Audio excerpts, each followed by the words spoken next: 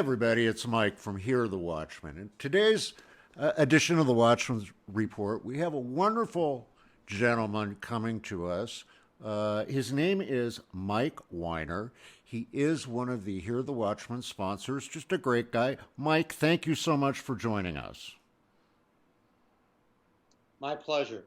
Mike is, Mike is with Swiss America, and what they do is they're asset preservationists. And Mike, I want to explain to you, and I'm going to have Mike kind of pipe in here, how important it is now in today's world to preserve, to be in a position with your finances where you're preserving your wealth. Mike, what do you see with where we are today? I mean, where we've been in the past and where we are today within the economy and the world, and as Christians, what do we need to do to take care of our families? Well, it's a very, very good question. And it used to be years ago, Mike, we were a black and white nation as far as it was understanding things. There was no hard how to understand, or I try to use a computer to figure out what's going on in the world. The founders of this nation, when they set up this country, set it up on very simple Judeo-Christian principles. And the bottom line to asset preservation is really one thing that seems to be non-existent nowadays, and it's a word called privacy. And the foundation of the country was based on the right of every person that lives here to maintain privacy and freedom and liberty, as it might be the pursuit of happiness. And we lost the meaning of that in a lot of ways as we're looking at today. I mean, I can elaborate, as we both know, on some of the crimes and misdemeanors that are being perpetrated on us, both financially and personally and spiritually as a nation, both with the government. I mean, you go into the bank nowadays and they give you the third degree if you try to even deposit money, let alone take money out. You sit back and you watch a financial system where the government seems to want to know every move you make. The reason why is control. When you look at the situation spiritually, we have to look at the fact of the attack, as it might be, on us spiritually, because people are, for some reason, more concerned about being politically correct than fighting the idea of having the Ten Commandments up on a wall anywhere. What's so terrible about that? Okay, what is said there that's so scary to people? And that goes into the financial system, because when the founders of this nation put together our financial system, they based it on something very simple back in the 18th century. They looked at the fact of, for number one, God's money. They looked at the fact of being responsible, of paying your bills, of meeting your obligations. If you didn't pay your bills back in the 1780s and 90s and early 1800s, etc., you either went to debtor's prison or you became an indentured slave. One or the other. You didn't call up Johnny Smith, bankruptcy lawyer, and leave town. You legitimately walked up and either paid, went to prison, or became a slave of the person you owed money to. Very serious. So people didn't literally make deals and walk away. Additionally, when they created our money, the founders of this nation, as we've seen throughout the Constitution, had a lot of the word of the Lord through there. There's a lot of misgivings as far as what's gone on, but understand that all the way through the 1970s, they used to say the Lord's Prayer before they opened Congress in the morning. That ended, but because it wasn't politically correct. Additionally, as far as it goes with our finances, when they looked at the monetary system, they decided that, wait, what better way to make sure that that the people who ran this country did not spend more money than they had gold to back up. And that's why they put us on the gold standard. Number one, they wanted it when they put on when I'm in a Sunday school class I get involved with, one of the young kids asked, how come we put in God we trust on our money? Was it an advertising campaign? And I said, honey, there wasn't an advertising campaign going on in 1800. It was because they believed in God's money. In God we trust. Gold has been looked upon and silver as God's money. Subsequently, we lived under the gold standard for legitimately almost 200 years of this country's existence. People took it for granted. By 1971, we had been almost 200 years under the gold standard. But for the people who are listeners of yours, what happened prior to 1971? Did we owe money as a nation? No. Did we have reality TV shows showing people repossessing cars? No. A bankruptcy attorney when I was in law school was like being a whirlpool repairman. People didn't worry about it. But look at where we are now. From 1971 to today, we went from zero debt to over $22 trillion in debt. That should scare anybody. I think my pastor one day said that if you legitimately want to figure out what $1 trillion is, take $1 million a day for 1 year. That's approximately $365 million. Go back all the way to the day that Christ was born, and that's approximately $1 trillion. We owe $22 trillion as a nation.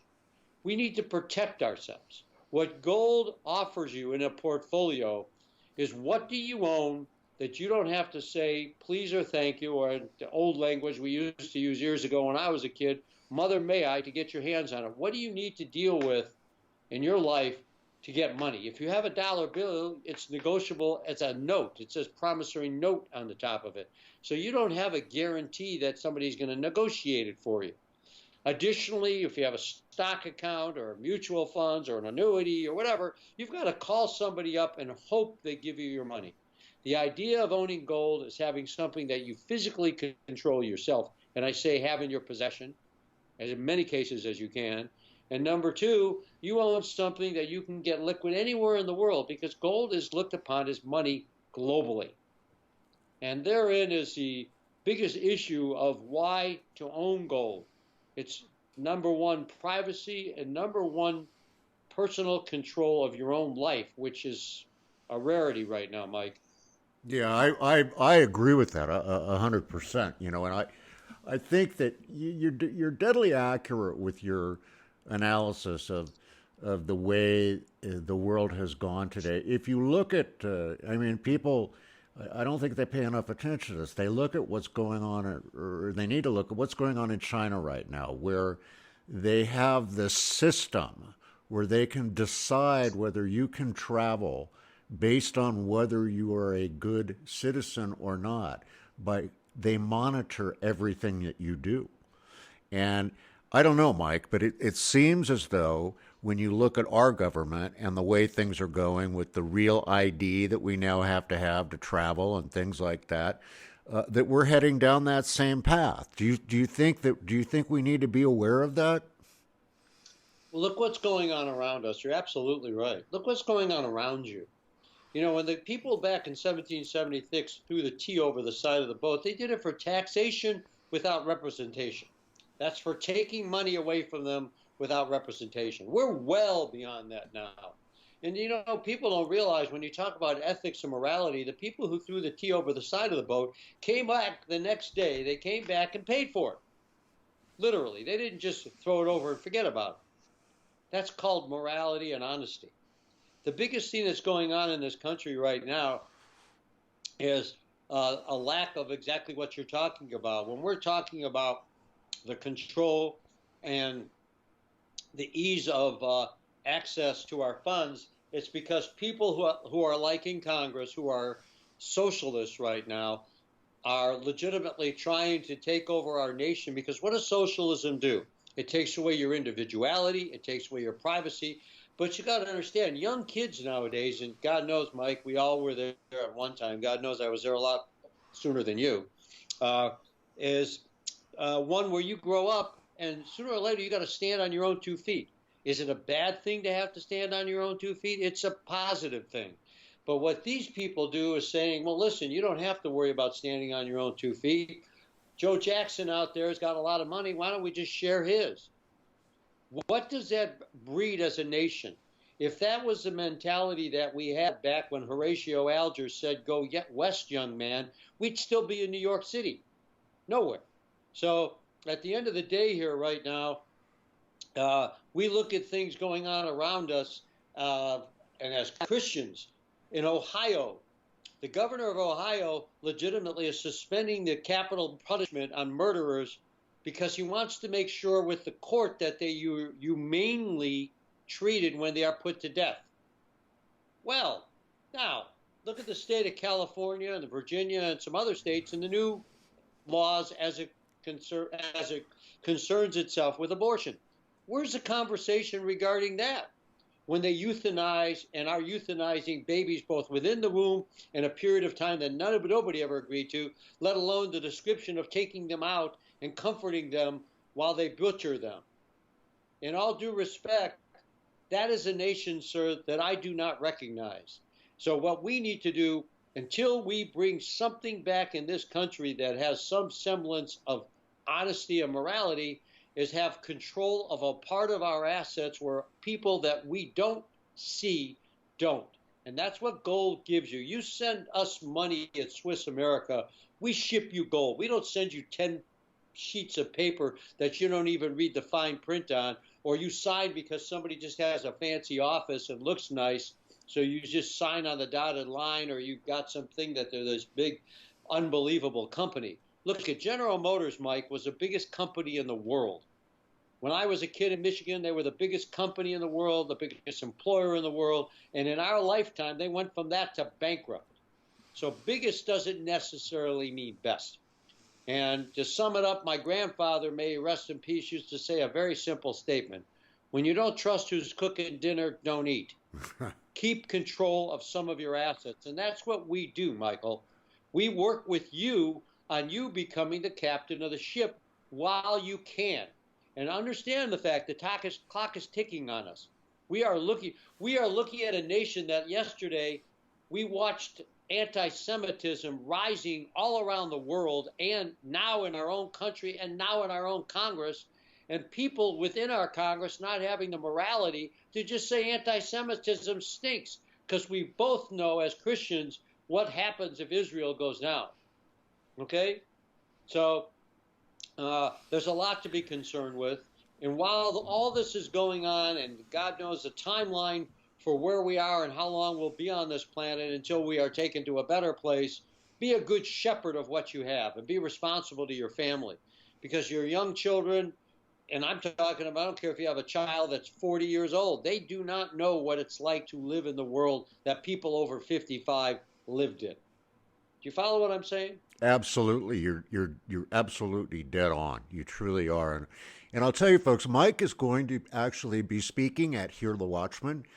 He will speak both during the main session and also at the speaker's lunch. And I think you want to come hear what he has to say. You just visit hearthewatchmen.com to avail yourself of that. If you can't be there in person, just sign up for the streaming of it. You don't want to miss this. Now, Mike, let's go back for just a second, spend a few minutes talking, because I think this is where people get confused when we talk about gold. They think that gold or silver, we're talking about wheeling and dealing, and we're gonna make a fortune overnight, and because many people get sucked into that mainstream media stuff and the hype that's out there. But when we talk asset preservation, it's a whole different arena. Can you just elaborate a little bit? You touched on it, that you ship physical gold. So you give people control of their assets. This is to preserve their wealth, correct? Exactly. We're not in the numbers game. We're not in this to sit back and tell you to put money in gold and you're going to double or triple your money. I've been in this for 44 years since gold legalized.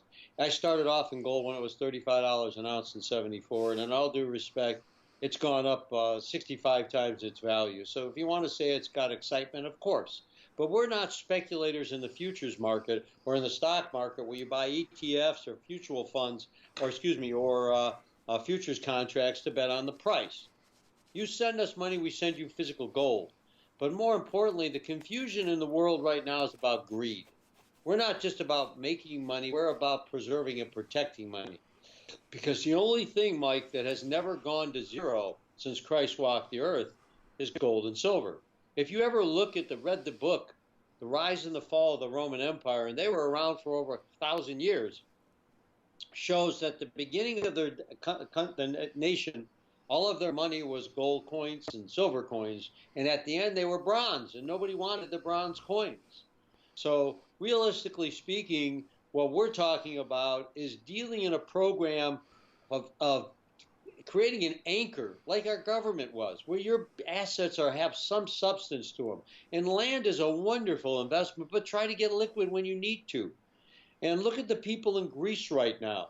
They went broke, and right now the government controls. You could have $10 million in the bank, and they let you have 50 to 100 bucks a day, and you need to talk to somebody in the government to get any more. If you own gold and silver, you are maintaining what I call financial freedom. So the difference between speculation is what you do every day. It's amazing, all these people who invested in the stock market in 2000 and before 2008, and then we saw the crash in 2008. And people who were told that they are the most conservative, the most easy, there's no way they're going to lose their money, lost half or more of their income. Some of them still never recovered. And what did gold do in 2008? It went up from like about $600 an ounce all the way up to over 2,000, almost 2,000 and above for a period of time, in a period of almost 3 years consistently. So gold went up to protect you as the dollar and the economy went down, because people believe in something that they can control that's physical versus paper. So therein lies the issue. You can either sit back, and you got to understand, when you talk to a stockbroker or you call your guy up or whatever company you're with and say, "Oh, I'm gonna go buy gold." First thing they're going to say to you is, "You don't buy it. Why would you want to buy gold? It's risky. It fluctuates." Well, God, are you kidding me? Gold has never gone to zero. Of course it fluctuates. It's a commodity. But excuse me, your paper assets are not controlled by a global marketplace. They're controlled by individuals on computers, or you're hiring some genius out of MIT who lives in a $40 million estate, wheeling and dealing your money like you're at the racetrack. So we don't get involved with that. We are dealing with just a simple, hard, black and white asset on something that you know what it's worth, you know what it will do, and it's there for you in your control. And to me, what is better than that? Your own personal control, if you follow what I'm saying. Absolutely. Mike, you're such a breath of fresh air for all of us. And God bless you for what you're doing, folks. The name of the company, again, is Swiss America, and it's Mike Weiner. Mike, how do people get in touch with you? Well, we'll be at your event, and also we'll be hopefully be involved with you in the future as we go along. You know, Swiss America was created almost 40 years ago. A lot of people hear us on various different Christian shows, Christian broadcasting, Pat Boone, 700 Club, TBN, things of that nature. Back in the days when advertising on there was not the hottest thing in the world, we operate on a very simple Judeo-Christian principles as a company. We don't talk the talk. We walk the talk every day for the last 38 years. So we're sort of simple. We don't get involved with, all the other craziness that goes on there. And when you talk about credibility, Swiss America, and if you ever watch Fox Business Channel, we never advertise on Fox, but we're the only company they call on to talk to. And why? Because of credibility. So that being said, if you want to contact me, and my background, as I said, I've been in this for 44 years. I'm the senior portfolio advisor here at the firm. I've got a pretty extensive background. A lot of it is all a bunch of lies, as I always say. But in all due respect, you can reach us at 877-864-1072 and mention the fact you are calling us through the Watchmen, if you could, please, because we will be treating you and offering you some special pricing with your purchase. Again, you can reach us 877-864-1072, and we'll be more than happy to help you. And again, please mention you're calling us through the Watchmen, and we'll pay special attention and servicing for that. That's wonderful. God bless you, Mike. Is there an email address that people can drop you a note to? Absolutely. It's M as in Mary, D as in David, Weiner, Weiner, all lowercase, M-D Weiner, Weiner, Swiss America, all one word, straight across, Swiss and then America, straight across.com. Perfect, perfect. And folks, I'll have a slide up at the end of this interview, so you can see his contact information, and also in the description section on the YouTube posting, I will put that contact information in there. Now, come on and get out. Come meet Mike in Dallas, Texas, March 28th through the 31st at Hear the Watchmen. That's hearthewatchmen.com. Mike, thank you again for joining us today. God bless you for everything you're doing. My pleasure, and look forward to talking to you again soon. Look, God bless. look forward to seeing you then. Folks, that's going to wrap it up for this edition of the Watchman's Report. And as we always say here, remember, there's nothing that you can't do with Jesus in your heart, except nothing at all. Get out there, get busy, activate your faith, call Mike up, be a good steward of your family's finances. God bless each and every one of you. We'll see you again soon here on the Watchman's Report.